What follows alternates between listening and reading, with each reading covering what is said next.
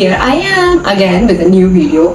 If you have dreamt to live in Spain and to just have a coffee in a cozy plaza, to have this tortilla and vino culture, and to experience this fully Spanish culture with hola chica, hola chico, then this video is for you. A lot of you have been asking me, how did I get my job? How did I land up in Spain?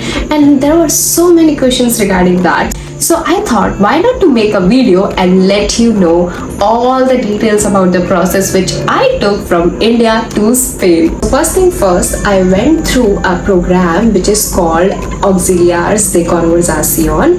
It's a program run by the Education Ministry of Spain.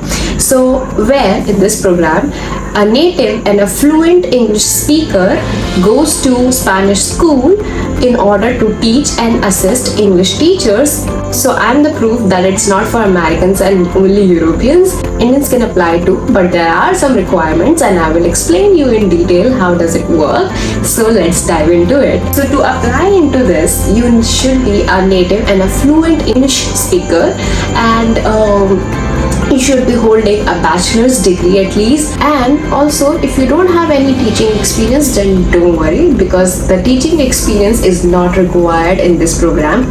Although there's a slightly different rule for Indians in this program, which is not applicable for Americans and the Europeans, because I think I have heard they start getting complaints from Indian auxiliaries. That's why they implemented a new rule of IELTS exam, which is valid for your English proficiency, and a Spanish exam and an interview in order to get into this program. So in order to apply, you need to be a fluent and a native speaker of English, and then a basic requirement, you should be having at least a bachelor's degree in any field.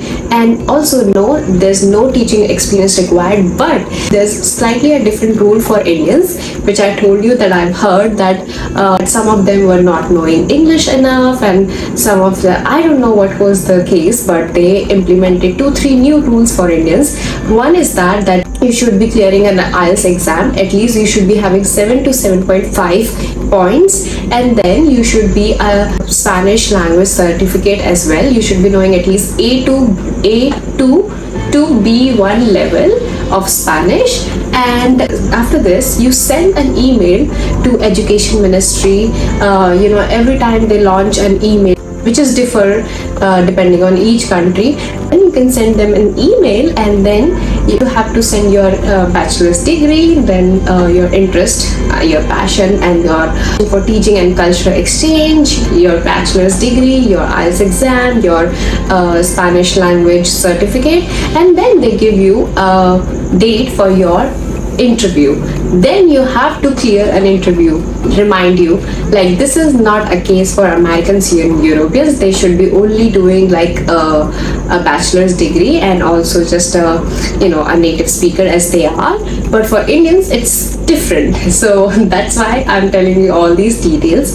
So everything is on screen. You can see what are required to apply for this program.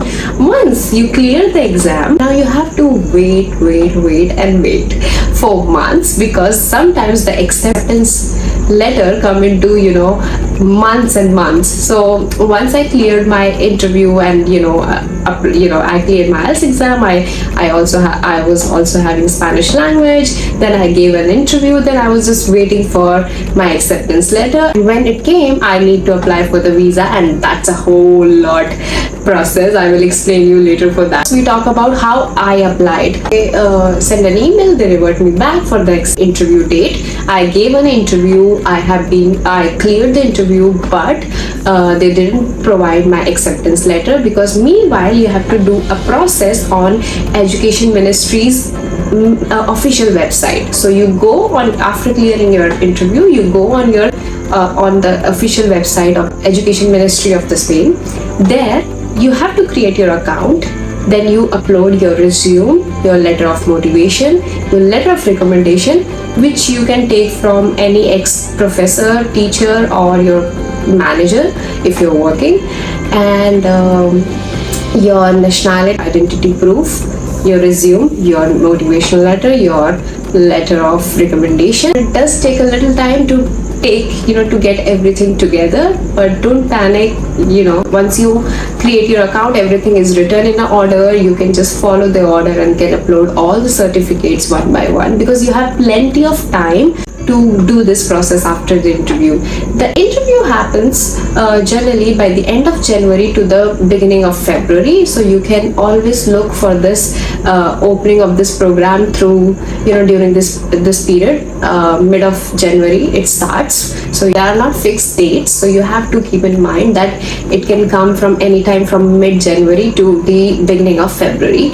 And also they conduct the interviews during that time. And then once you upload all your certificates, you have to wait. They give you a carta de nombramiento, which is like an acceptance letter, which you require to apply for the visa process. Because now you have been accepted, but how you gonna apply for a visa? Because once you get the visa, you will apply for a flight, and if you apply for the flight, you will go to Spain. But when I got my acceptance letter, and it was like an email written like, okay, you have been accepted for this program, you're coming to Spain, I was like, woo! I can't explain this feeling to you. It's one of the very one of the memorable feeling which I'm not gonna forget. I'm sure if you are applying, and if you're gonna apply, I hope you're also not gonna forget. Let's talk about moving to Spain process, because we have our acceptance letter, we cleared our interview, but now how are we gonna go to Spain? For Spain, you need a visa, and trust me, that's a very, very stressful process, because this, which I have explained before, is so easy. But once you clear, it wasn't easy, but easier than this visa process. Why? Because they don't give visa very easily. Sometimes you wait, you book your flights, and your flight for, let's say, 27th September, but they give you visa for 28th September, and then you're like, what? Why can't I have visa before? So it's a bit stressful process. But okay, what are the things required for visa? You need a police clearance certificate, a PCC, a medical certificate, and both of these things should be apostilled. So you apply for PCC, and a police comes to your home, and they just inquire your neighbors if you ever have committed any crime or something. Once it's clear, the police is gonna send you this PCC clearance certificate, like police clearance certificate. Then you go to a doctor. Sometimes they recommend you to have some test in order to see if you have any illness, disease. Once you are not having that, they make a certificate. So you get a medical certificate from a doctor, from any MBBS, MD doctor, and a PCC, and both of these things are with you. Now you have to go to Ministry of External Affairs, and there are so many vendors, so many brokers there, and they can apostille it in 500 rupees per document. So don't worry. So once you get PCC and medical certificate, go to Ministry of External Affairs. They will apostille, and it takes 2 to 3 days to get it apostilled if you give money to the broker. I gave it 1,000 rupees to apostille both of my documents, which was easy. Now you have your things. Now for the visa, you need carta de nombramiento, your acceptance letter, because that's how you're going to prove that you have been accepted. Then you need your PCC and medical certificate apostilled, your travel insurance, and also your flight tickets. Why? They don't ask for the flight tickets, but still tell you why. So first, that you will get a student visa, not a working visa on this program, because they don't want you to settle down in their country. Sorry, but it's a sad truth. But yeah, there are so many perks of being on a student visa. Trust me, when you are exploring Europe, you will see it. Just attach your flight tickets. Why? Because sometimes the embassy is not giving you visa very on time, because they think like, okay, it should work according to us, because there are so many applications, we cannot provide them according to your dates. But you have to put a pressure on them that give my visa before my flights, or even some people were receiving their visa in the morning when they were having a flight in the evening. So it just happened. It was stressful for me one time. The other time it was fine, but one time I was having my flight ticket on 27th September because on 1st October the school starts. So on 27th they said I will get my visa on 29th. I told them that if I go on 29th September, how would I find a house in Spain? How would I settle in? My tickets which I already bought before applying for the visa, it will be wasted. I have to cancel those tickets. There's no refund.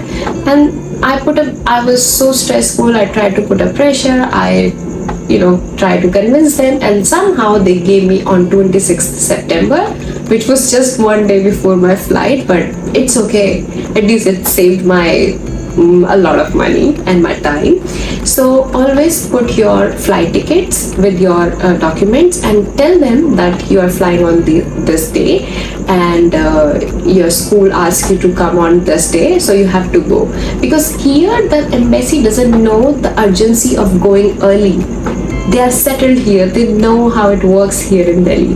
But you're going to a different country, you have to go 1 week before, or even people go 10-15 days before in order to find an apartment, settle into the town or city where they are going to live for another 9 months. So, and in Spain there's always a coordinator which is assigned to you by the education ministry in order to help you in everything. To get your schedule of your school, to help you sometimes in apartment. Generally they don't, but if they are local and they can ask other colleagues where the free rental apartments and all. So coordinator is very helpful in this program, because you're by your own in a new country, and sometimes your English teacher which you are going to assist are your coordinator, but sometimes not. Sometimes it's another subject teacher. She just coordinates between you and your teacher, and you between your school. So it works like this. But there are plenty of Facebook and WhatsApp groups to help you, so don't be panicked. This auxiliary community is so welcoming. You will be meeting new people from all around the world. You will be making new friends, and trust me, you will love this program. Talk about the teaching experience now, and I think it's a lot of fun because the working hours are very less. It's just 12 to 16 hours. Of course it could be 14, 15 or 16 hours for you, depending on your region, but it gives you plenty of time to explore Spain first, and to give some time to yourself to breathe into the new country. And also I feel like you are not leading the class, you are assisting the class, you are assisting the actual teacher, which is a native teacher.